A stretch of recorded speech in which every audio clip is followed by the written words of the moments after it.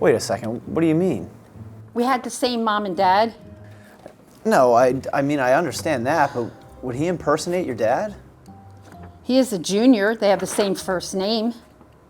Oh, so that better explains why it was so easy for him. Have you talked to him recently? Do you know where he might be? No, not really. I did hear he fell off the wagon. If I know him, he's probably at some casino.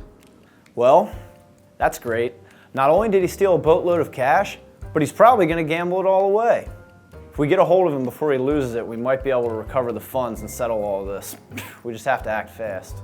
Okay, well, listen, we take fraud and forgery like this very, very seriously, so I'm going to have to investigate things a little bit further on my end to figure out exactly what happened. I am so sorry for any stress that this might have caused you. Why don't you take one of my cards, and that way you can reach out to me with any questions you might have in the meantime. And if you were working with an attorney on the estate, I might advise reaching out to him or her as well.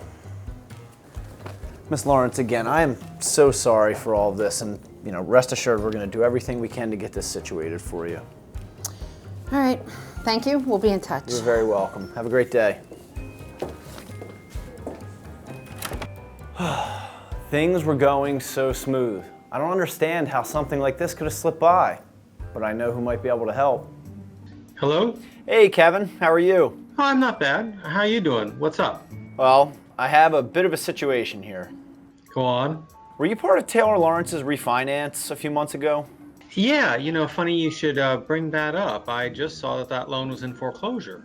Okay, well, it turns out Taylor Lawrence that we processed wasn't the right Taylor Lawrence. That was his son. Taylor, the owner, died 3 years ago. Wow. Okay, well, how'd you hear about that? His daughter, Danielle, came to visit me with a foreclosure notice, confused because she thought the house was paid in full. We're pretty sure that it was identity theft here because Junior never owned the property, nor was it even left to him. All right, well, I think we may need to get your claims attorney on the phone and get her thoughts. Mary Cann is a claims attorney with Old Republic Title. They provide some of the best service I've ever seen. I'm sure with her experience and expertise, she'll be able to help sort this out. Hello, Mary. Hi, Matt. Hi, Kevin. Matt, I read your email and see we have a bit of a situation. Yeah, well, it turns out we have the wrong Taylor Lawrence. Now Junior has the money and he likes to gamble.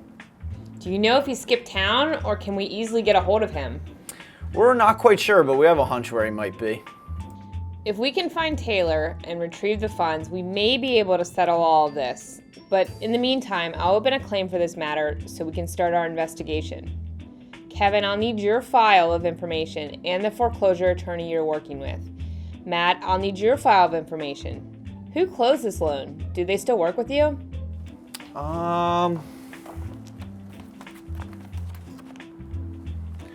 Yeah, they do.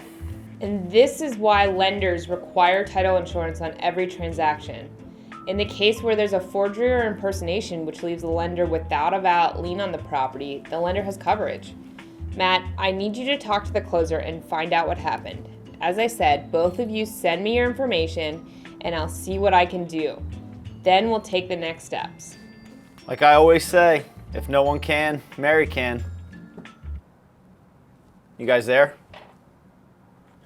Yeah. All right, well, I'll send you my information, Mary. Thanks so much for your help. No problem, Matt. I'll talk to you too soon. Now it's time for the talk. Hey, Barb, would you mind coming into my office for a second? Hi, Matt. What's up? Close the door. Take a seat. Thank you. So, do you remember the Lawrence file that I asked you about?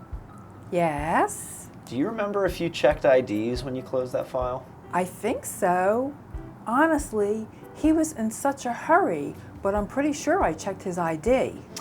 Well, it turns out you closed with the wrong Taylor Lawrence. Taylor Lawrence Sr. was the one that actually owned the property. He purchased it in '76. Taylor Lawrence Jr.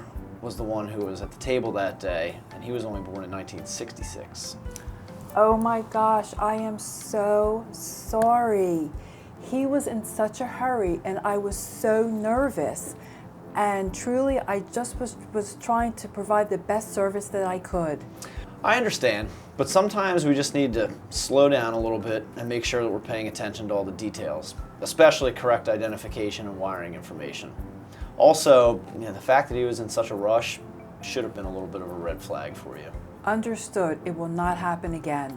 And I understand it was a mistake, but why don't we revise our summary sheet and put a little spot at the top where we can mark down what year the property was transferred, and that way the closer can easily identify it and compare it to the birth year on the ID. Will do. That's a great idea. All right, well, that's all I had for today, so thank you for your time.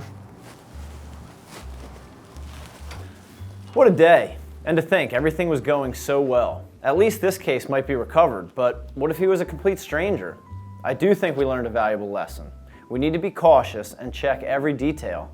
I'd rather a customer be upset that it took an additional 2 minutes to close because we were being cautious and verifying everything, rather than a customer upset that we lost hundreds of thousands of dollars and put someone's home ownership at risk. Until next time, I'm Matt Ablaw, and this is As the Loan Closes.